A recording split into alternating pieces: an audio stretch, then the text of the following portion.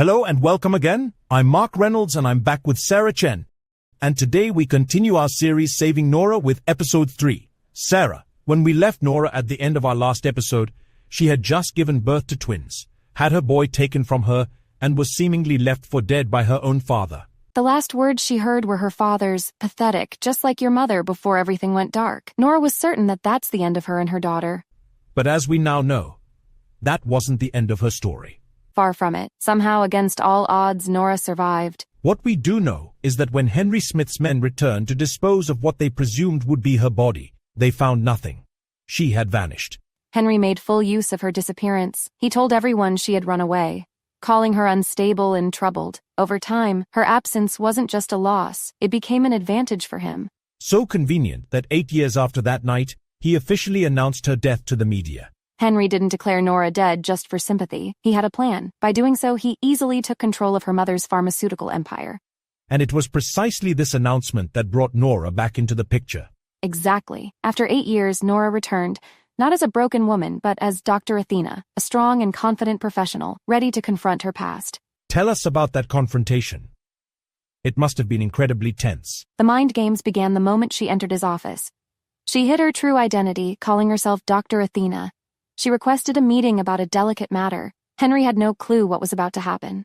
A brilliant strategy. She wanted to observe him before revealing herself. Exactly. She watched him closely as she revealed her real name, Nora. For a moment, she saw the panic in his eyes as he insisted his daughter was gone. But then someone else stepped in. Who? Angela, Nora's half-sister, burst into the office, breathless after seeing news reports suggesting Nora was alive. At that moment, Nora dropped the act and revealed her true identity. I can only imagine the shock on their faces.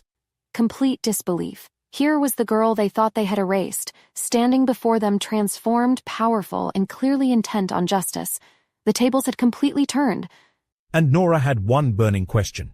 One that had driven her for 8 years. Where is my son? The child who had been torn from her arms moments after birth had never left her thoughts. But her father's response was unspeakably cruel. This is perhaps one of the most chilling moments in Nora's story. Henry Smith coldly told Nora that he had buried her son alive at birth, calling the child weak, just like her. His words were meant to break her completely. Oh no. Nora was devastated. As she walked back to her hotel, her mind was blank. After 8 years of searching, she had lost her son forever. But then came a call that changed everything. Solo, a skilled hacker helping Nora uncover her past, dropped a bombshell. Justin Hunt is looking for you. And your son. He's alive. This is where the threads of the story begin to weave together in unexpected ways. Indeed. In what can only be described as an extraordinary coincidence, Nora discovered that Justin was staying in her very hotel. What was he doing there? He was the owner of that hotel. Cool. As Nora watched from the hallway, she saw Justin entering his suite with a young boy, a boy with her eyes. But Justin didn't notice her. Not then, but Nora, desperate for information, lingered outside his door and overheard a conversation between Justin and the boy, who he called Pete. What did she learn from that conversation? A lot had happened.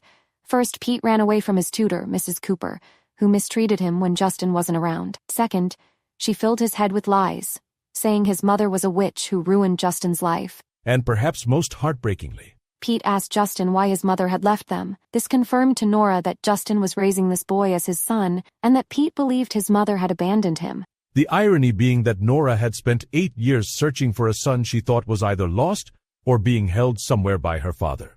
Exactly. And now, if this boy was indeed her son, he was right there, just steps away from her, but with a complete misconception about who she was and why she hadn't been in his life. This raises so many questions. How did Justin end up with her son? What did he know about what happened to Nora? Was he complicit in separating mother and child, or was he himself misled? Many questions would soon unfold, but for now Nora felt mixed emotions, joy that her son might be alive, anger at Justin for raising him, and confusion about what he knew and when. And when she returned to her room, she was reminded of her other responsibility. Yes, her daughter Cherry was waiting for her, the one child she had managed to keep and raise, though the audience hasn't learned the full circumstances of how that happened yet. The contrast between her two children's lives is striking.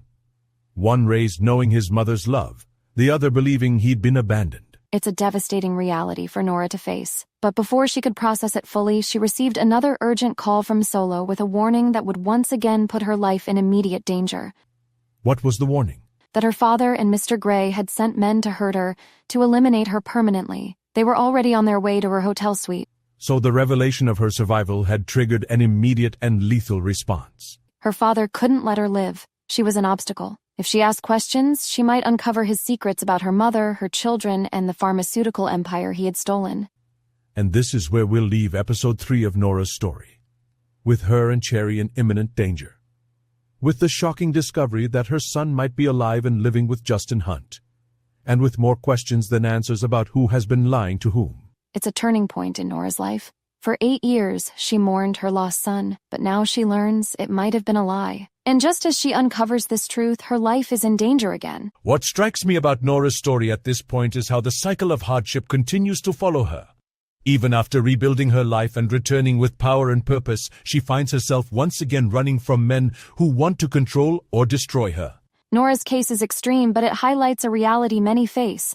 Escaping isn't just about running away once, it's a battle that never really ends.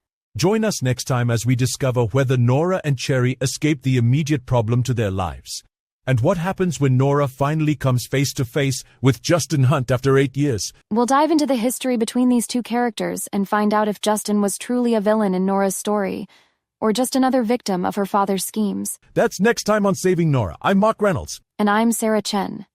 Thank you for listening.